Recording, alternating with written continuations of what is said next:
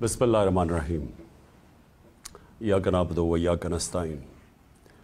आज मैंने अपनी कौम से बात करने की इसलिए ज़रूरत समझी क्योंकि अभी एक हमारी असेंबली के अंदर एक मिनी बजट आया और ये जो मिनी बजट है इससे एक अवाम के ऊपर एक मज़ीद और महंगाई का बोझ पड़ने लगा। तो मैं अपनी कौम से सिर्फ, क्योंकि मैं बड़ी देर से आपसे बातें करता रहा हूँ, मैं सिर्फ आज इसलिए बात कर रहा हूँ कि देखें ये जो हो रहा है ना पाकिस्तान से, ये होना ही था। जब हमारी हुकूमत हटाई गई तो मैं तब से कह रहा हूँ कि मुल्क के मसलों का हल सिर्फ एक है, वो इलेक्शंस करवाएं और अवाम के मैंडेट से एक हुकूमत लेके आएं, जो हुकूमत फिर वो फैसले करे मुल्क के लिए जो मुश्किल फ़ैसले हैं, लेकिन क्योंकि अवाम के मैंडेट से वो हुकूमत आई होगी वो फैसले कर सकेगी। और मैं तब से कह रहा हूँ कि इलेक्शन के अलावा पाकिस्तान के मसले मसाइल का कोई हल नहीं। हमारी जब हुकूमत जो साजिश हुई और जब गिराई गई तो मैंने ये एक चीज़ बार बार कही कि जो नई हुकूमत आएगी उससे ये मुल्क संभाला नहीं जाएगा। जो वो आज कहते हैं जो साहब के जनाब इमरान खान मुल्क बर्बाद करने लगा था, उसको भी बताया कि देखें अगर आपने इस वक्त सियासी इस्तेकाम ना कायम किया, यानी कि अगर पॉलिटिकल इंस्टेबिलिटी आती है तो ये जो आपने चोरों का पलंदा जो इकट्ठा करके हमारे ऊपर मुसल्लत करने लगे हैं ये नहीं संभाल सकेंगे। तो आज ये जो मिनी बजट है ये ज़रा पूरी कहानी देखें कि 10-11 महीने में पाकिस्तान किधर से किधर पहुंच गया।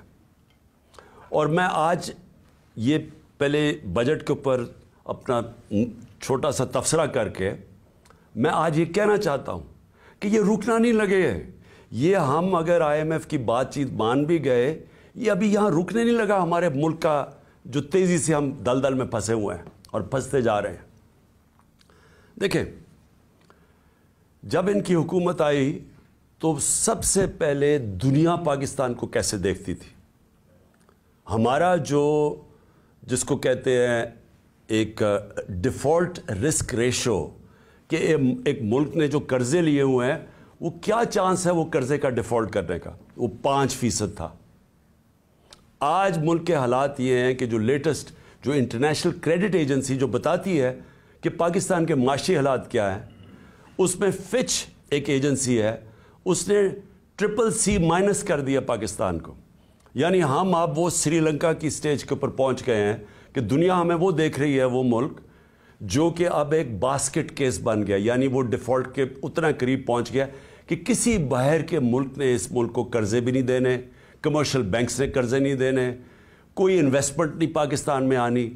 तो जो आज हालात हैं इसके अंदर अगर हम ये समझ रहे हैं कि IMF के हम ये बातचीत मान जाएंगे उससे मुल्क ठीक हो जाएगा, इस खुशफहमी में कोई ना रहे, क्योंकि जो मुश्किल हालात अब ये मज़ीद और बिगड़ेंगे।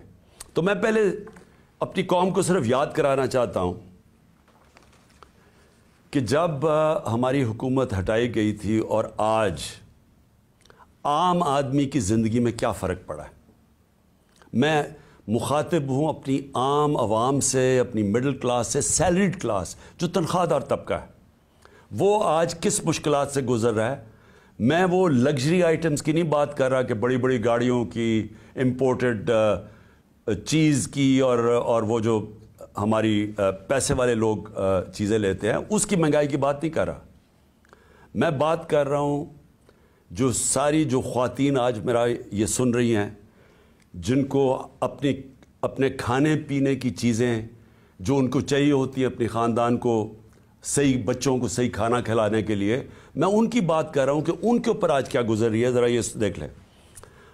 जब ये सारों ने मिल के, ये जो आज PDM के लोग हैं, ये सारे कहते थे जी महंगाई हो गई, महंगाई मार्च करो, 4 रुपये हमने वो पेट्रोल की कीमत ऊपर की तो कहा कि पेट्रोल बम गिर गया है।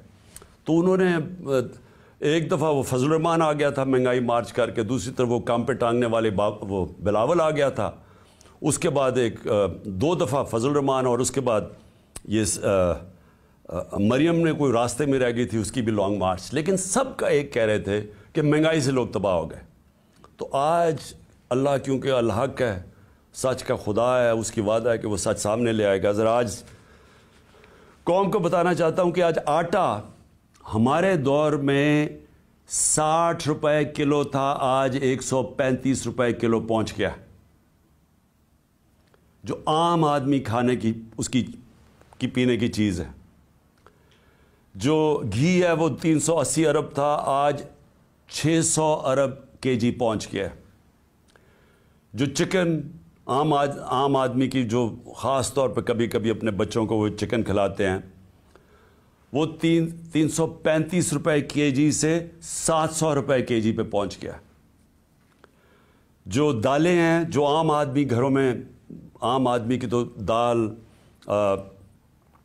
دال روٹی، پیاز کی قیمت دگنی سے بھی زیادہ ہو گئی ہے.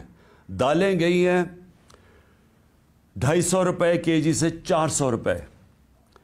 اور اب کسان دیکھیں، ہمیں جب تک کسان کو نہیں اٹھاتے، اور جو ہم نے پوری کوشش کی اٹھانے کی، اور ماشاءاللہ ہمارے دور پہ آخری 2 سال میں کسانوں کے پاس ریکارڈ پیسہ آیا.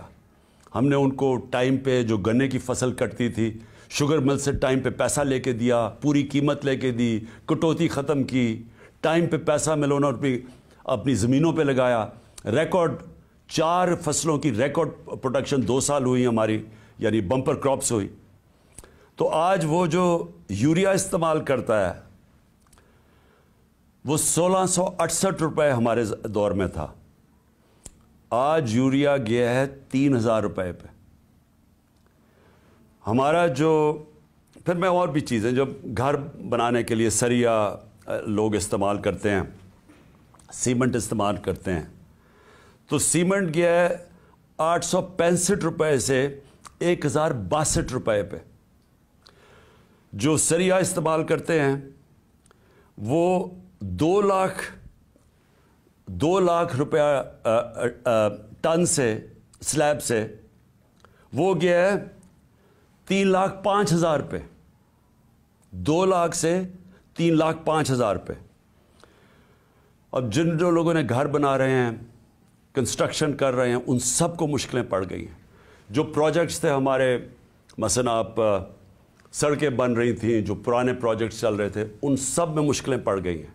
ہم جو شوکت خانم بنا رہے ہیں، اور جو انشاءاللہ اس سال کی اینڈ میں کھلنا تھا کراچی میں، اب وہ سارے ہمارے جو ایسٹیمیٹس ہیں وہ سارے اپسیٹ ہو گئے ہیں. امپورٹس رک گئی ہیں، جو سٹیل کی امپورٹس تھی، کئی چیزیں رک گئی ہیں. تو سارے اس طرح پروجیکٹس جو آن گوئنگ پروجیکٹس ہیں سب متاثر ہو گئے ہیں. یہ جو قیمتیں بڑھی ہیں سیمنٹ کی اور سٹیل کی، لوگ گھر بنا رہے تھے، ان کے گھروں کے قیمتیں ایک دم اوپر چڑھ گئی ہیں.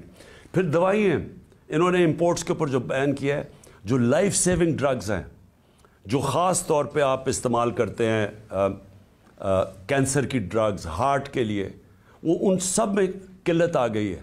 کیونکہ یہ جو سوچے سمجھے بغیر سب امپورٹس بند کیے ہیں، جس میں متاثر ہو رہے ہیں ہاسپٹلز اور وہ مریض جن کی سیریس بیماریاں ہیں.